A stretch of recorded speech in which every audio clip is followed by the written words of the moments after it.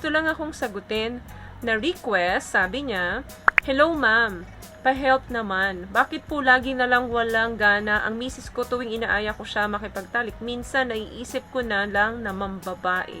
Nakakainis siya." Guys, wag naman ganon na pag hindi tayo napagbibigyan ng mga partner natin, makakaisip agad tayo na mambabae. Huwag mong sirain yung pamilya mo or yung samahan ninyo dahil lang sa ganito. Alam kong kailangan mo ito sa buhay mo. At kailangan din ng wife mo, partner mo, na maibigay sa ito. Pero kailangan natin i-consider yung mga bagay na pag-uusapan natin dito kung bakit nawawala ng interes sa pakikipagtalik ang babae or pwedeng lalaki. Ang pagkawala ng interes sa ganitong gawain ay malaking problema na talaga ito, lalo na sa relasyon. Marami na akong natanggap na message tungkol dito, babae, lalaki. Sa mga babae, may tinatawag tayong HSDD or Hypoactive Sexual Desire Disorder. Baka meron kang ganito. Ito ay form of sexual dysfunction among women of all ages. Ang version naman nito sa lalaki ay yung tinatawag na erectile dysfunction. Sa babae kasi, ang biggest cause is combination ng physical and mental. Ang mga factors na yan ay nakakaapekto talaga, dahilan kung bakit nawawalan tayo ng interes sa pakikipagniig. Ano ba yung mga posibleng dahilan bakit bumababa yung libido? Number 1 dyan is yung stress. Maaring nai-stress yung partner ninyo doon sa mga gawaing bahay, sa trabaho niya, or walang pera. Sa madaling salita, posibleng pagod ang isip at katawan niya na dahilan nawawalan siya ng gana sa pakikipagtalik sa iyo. Alam naman natin guys na yung stress killer yan ng happiness natin eh. Kaya boys, gawan nyo ng paraan. Kung walang pera, di mag-provide kayo ng budget para sa kanya. Gawaing bahay, tulungan nyo yung inyong mga kapartner. Or baka naman kulang na siya sa lambing or pag-aaruga ninyo dahilan nawawalan siya ng gana or lagi siyang irritable. Number 2, being overweight.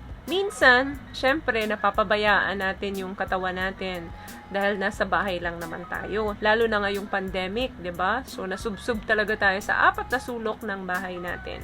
So, hindi mo maalis talaga na kumain ng madami dahil sa pagkainip mo, dahilan, dumagdag tayo ng kilograms. So, yung pagtingin nila sa sarili nila, baka bumaba.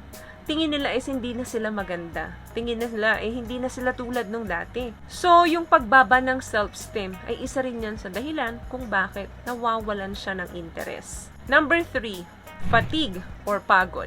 Yun nga, tulad ng sinabi ko kanina sa number 1, baka sa gawaing bahay or pag-aasikaso sa pamilya, sa mga anak, talagang na-overfatigue na siya. Araw-araw ba naman niyang ginagawa yan? So, of course, mapapagod at mapapagod talaga. Another thing, what I love about this product, itong No More Dark Secret ng K-Skin, bukod sa may advanced whitening na siya, na kung saan pwede niyang matulungan na pumuti yung mga singit-singit mo, moisturizing, meron siyang anti-irritation, antibacterial, maintain healthy pH level. Hindi lang pambabae, meron din po tayong pang lalaki. Health condition.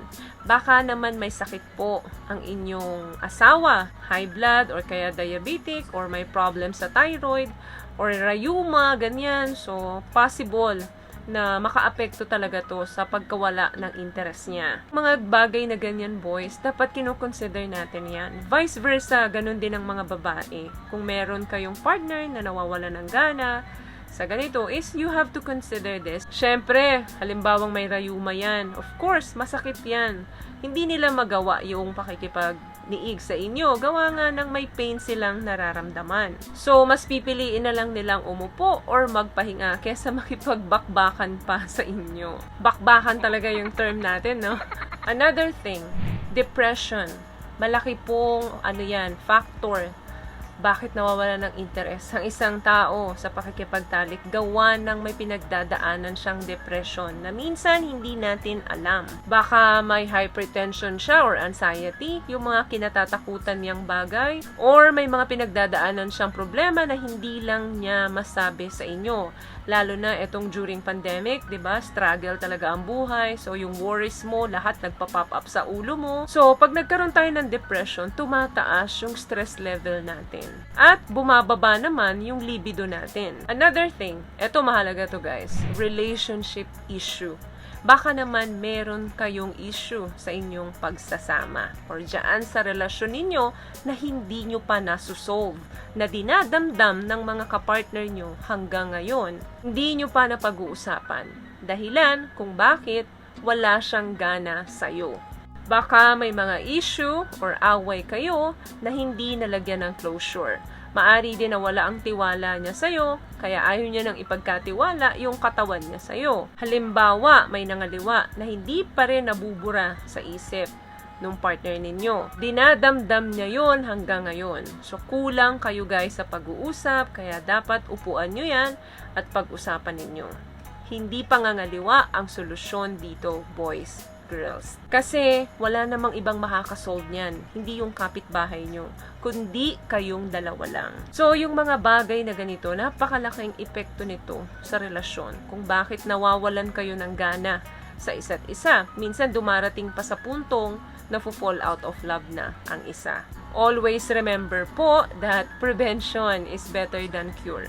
So, kapag naaagapan, mas nasusolusyonan. Last thing, yung sobrang bisyo po, alak or sigarilyo, malaking posibilidad po yan na mawala ng interes sa pakikipagtalik ang isa. Mahirap kasi magkaroon ng arousal kapag may mga alcohol tayo sa katawan. Lalo na kapag sobra-sobra ito. Mahalaga po ang emotional aspect pagdating sa ganito. Importanteng nakakapag-usap kayo dun sa mga problema. Kung ano na ba yung status ng relasyon nyo. Pagdating naman sa physical, posibleng nagkakaroon na siya or nasa menopausal stage na siya. Or may problem yung estrogen niya. So, marami pong dahilan ng pagbaba ng sex drive ng isang tao. Merong hormonal changes, thyroid problem, mental illness, or mental health issue. Dun sa mga kapapanganak lang, possible din pong magkaroon ng pagbaba ng libido natin. Or kung may mga iniinom tayong gamot or maintenance, posible pong makaapekto rin yan. So, kung nakikita nyo pong patuloy na nagdi-decrease ang interest ninyo sa ganitong gawain, mabuting kumonsulta po kayo sa inyong mga doktor. Kung may mga OB-GYN po kayo, sila'y makakasagot nito. Hindi po pwedeng isawalang bahala ito. Dahil posibleng mag-cause ng distress ito or posible pong maapektuhan ang pagsasama ninyo mag-asawa. So, palagi pong bukas ang communication dapat ng isa't isa para mapag-usapan at masolusyonan ang mga bagay-bagay. Hindi po pangangaliwa ang solusyon dito. So, yun lamang guys ang video natin for today. I hope may nakuha po kayong tips sa mga pinag-usapan natin ngayon. At kung nagustuhan niyo po ang video natin, pakibigyan lamang ako ng isang malaking thumbs up, comment down below, at sa mga hindi pa po nakakapag-subscribe, huwag niyo pong kalimutan i-click ang ating subscribe button. Libre po iyan. Once again guys, palagi po kayong mag-iingat at palagi po kayong manalangin. Thank you guys for watching and see you on my next one. Always love yourself and be a blessing.